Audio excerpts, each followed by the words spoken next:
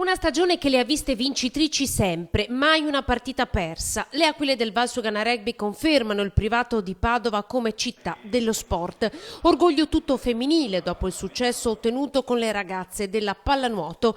Le Girls con il risultato di 9-5 hanno battuto il Rugby Monza e hanno conquistato lo scudetto. Sport donna quest'anno a Padova. Dopo chiaramente i biancoscudati, la Virtus che è passata in Serie B, però insomma motivo di orgoglio in più per aver avuto lo sport femminile come cavallo di battaglia per il mio assessorato. Grinta da vendere, ma soprattutto capacità di fare squadra, forse più dei maschietti.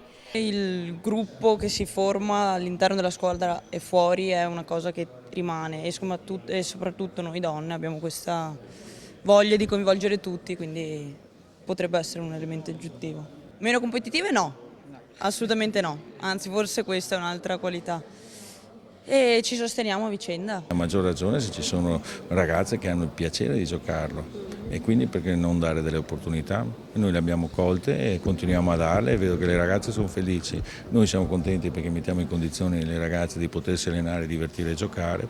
A premiare le ragazze il sindaco Massimo Bitonci, tifoso numero 1, che mostra orgoglioso la foto della figlioletta, anch'essa giocatrice di rugby. Alle ragazze ha annunciato anche che l'amministrazione comunale sta cercando nuovi spazi per ampliare l'intero impianto sportivo in cui oggi le squadre si allenano.